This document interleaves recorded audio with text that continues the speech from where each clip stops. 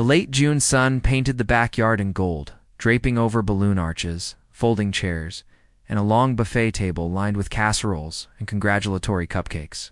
Banner fluttered above the crowd. "Congratulations, Maya." As music drifted lazily through the speakers, laughter and clinking glasses filled the air. But Marcus stood still near the edge of the patio, hands in his pockets, watching his daughter glow in her crimson cap and gown. He had taken the morning off work, pressed his best shirt, and brought the small framed photo of Maya at age 5, missing her front teeth, arms wrapped around his neck. She didn't see it, though. She was busy posing beside her mother, Leanne, and her husband, Tom Tall, broad-smiled, unmistakably white. Someone tapped a glass. "All right," Maya beamed, stepping forward. "I just want to say thank you to everyone who came to celebrate. With me today, it means the world." She looked toward Tom and grinned wide. "And a special shout-out to my stepdad for the best surprise ever. He got me a car, y'all. Can you believe it?" Cheers erupted. Maya laughed with the crowd. She glanced briefly toward Marcus, then added with a smirk, "My real dad never did that." The room no. The backyard burst into chuckles. Marcus's body didn't move, but something inside him crumbled. He felt the air suck from his lungs, yet he clapped to polite taps. Years of child support, missed birthdays from double shifts, and shared custody weekends that slipped through the cracks, all buried under one sentence. Later, as guests filtered out, Marcus approached Leanne near the lemonade stand. "That comment," he said, voice even, "wasn't necessary." She didn't meet his eyes. She's just excited. He looked at her for a long moment, then nodded. As the sun dipped behind the fence, he slipped out alone, the laughter behind him fading.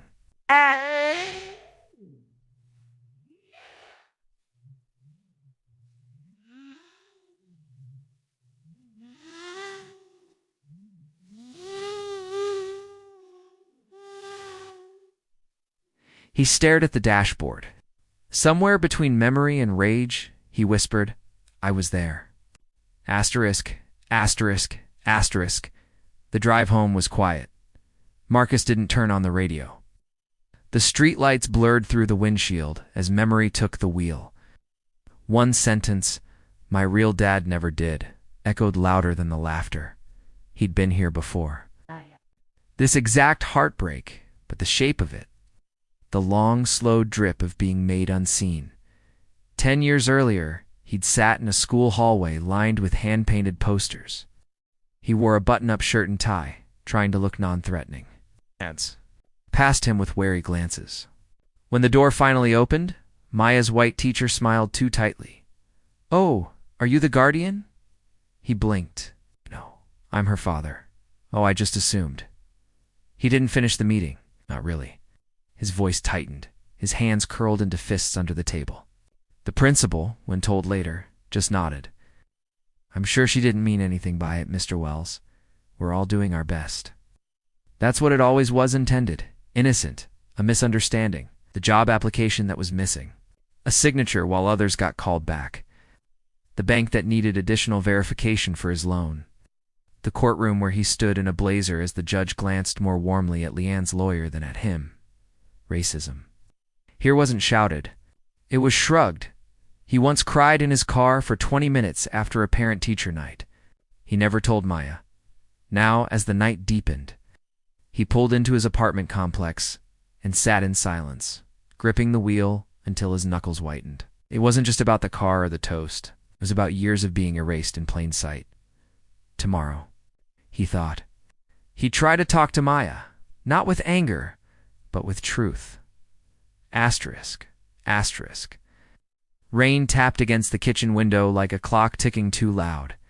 Marcus sat in the same chair he always did, corner of the table, back to the wall, facing the front door. His coffee had gone cold an hour ago, untouched. On the table in front of him lay an old photograph. Maya at 7, mid-laugh, arms around his neck. The edges were soft from years of handling. A bend in the corner folded her left eye into a wrinkle. He'd been thinking about rules lately, not the ones in books, but the invisible ones, the ones that hung in the air in grocery stores. When security followed too closely, The ones that got him passed over for a promotion, even though the guy who got it had asked him for help on Excel. The ones that made people assume, before he opened his mouth, that he didn't belong. He once stood on the porch of a client's home for a work appointment, dress shoes, company shirt, clipboard in hand, still got asked. Deliveries around back. That one stuck. "Ma," he said softly into the phone. She didn't even flinch when she said it. His mother's voice crackled through the line, steady and worn with time. "You think they flinch when they forget our names at work? They clutch their purse in elevators?" He sighed. "She's my kid, Ma.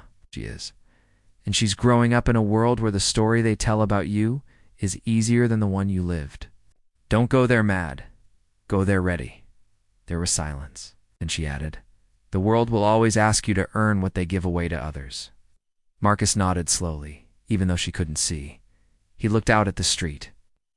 The rain had slowed. He grabbed his keys and the photo, folded it gently, and slid it into his wallet. Time to go. Asterisk, asterisk, the rain had stopped.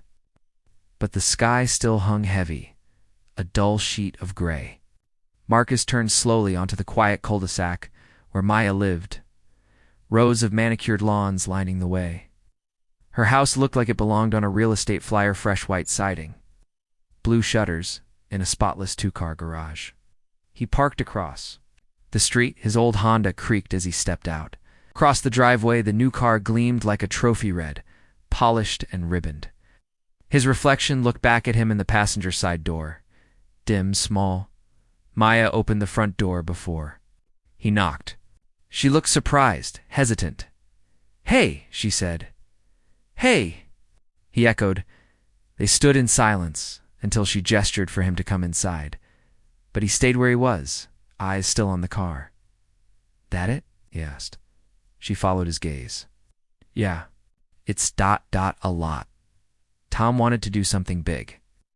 Marcus nodded once, slowly. "It's a nice car." She shifted on her feet. "I didn't mean to make things weird yesterday." He looked at her finally. "You said I never bought you a car?" "You didn't say I never cared, but that's what they heard." Her expression tightened. "Mom said you stopped showing up, that you gave up after court." He blinked. Hard. "I didn't buy you a car," he said quietly, "because I was paying for things nobody saw. Rent on 2 apartments, legal fees, groceries I never got to. Deliver myself." Maya's lips parted, then closed again. "I never stopped showing up. I was just kept at the door." The front porch light clicked on, casting a yellow glow over them both. Maya's eyes shimmered not with tears yet, but with something cracked open. "I didn't know," she whispered. "I know you didn't." From the corner of his eye, Marcus saw the folder on his passenger seat. Emery's Truth. It was time to show her.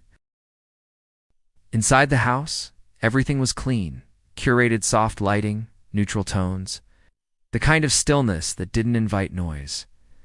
Maya led Marcus to the dining table, her movements slow, unsure. I set the manila folder down gently. It's worn, edges whispering across the polished wood. She didn't speak at first, just watched his fingers tremble as he opened it. "There," he said quietly, sliding the papers toward her. "Every payment, every birthday receipt, custody filings. That drawing you made for me, 2nd grade." She stared at the page on top. "To Daddy, my hero," scrawled in red crayon beside a crooked stick figure with a cape. Her hand rose instinctively to her mouth. "I sent you gifts even when I wasn't allowed to visit," Marcus said. "I paid. Child support? On time. Every time. I called and left voicemails that never got returned." Maya flipped slowly through the folder-dated receipts from toy stores. Printed emails from attorneys, a photo of the 2 of them at a county fair. Her lips trembled. "She told me you stopped trying." "I didn't stop," he replied, voice steady but strained. "I was pushed out. Rewritten. I was never missing. I was erased." She looked up, tears streaking her face now, mouth open in a quiet ache. Her hand landed gently on the photograph, tracing the smile she wore on his shoulders years ago. "I didn't know," she whispered. I know, he said again, softer this time. A long pause filled the space between them, heavy and necessary. I want to know, she said finally. Everything. Marcus looked at her, really looked, and saw not just grief but hunger, the beginning of something. He nodded once. Then let's start telling it right. Asterisk, asterisk, asterisk. The folding chairs were set in neat rows under the faded gymnasium lights. A banner stretched above the podium read, "Rising Scholars, our future begins now." Parents, teachers, and neighbors filled the space, programs in hand, applause swelling. And fading between each speaker, Marcus stood quietly in the back. Just outside the halo of light, his coat folded over one arm. It had been 3 weeks since the folder, 3 weeks of slow, tender rebuilding. Phone calls, Sunday coffee, a shared memory of Maya's first scraped knee. Nothing dramatic, just presence. Finally, Maya stepped up to the microphone in a navy blazer and a pressed white shirt. She looked calm, but her fingers fidgeted briefly with the corner of her notes. When she spoke, her voice didn't waver. I want to thank the committee for this scholarship, my family for supporting me, especially my mom and stepdad. She paused, then looked up, eyes scanning the room until they met Marcus's. But I also need to say something I should have said before. The room stilled. There's a kind of love that doesn't shout. It doesn't come wrapped in ribbons. Sometimes it's the quiet kind, the kind that shows up in courtrooms, in rent payments, in birthdays spent alone because someone else made the rules. A ripple moved through the room. I used to think that love meant gifts, but now I know better. Love doesn't always show up with keys in hand.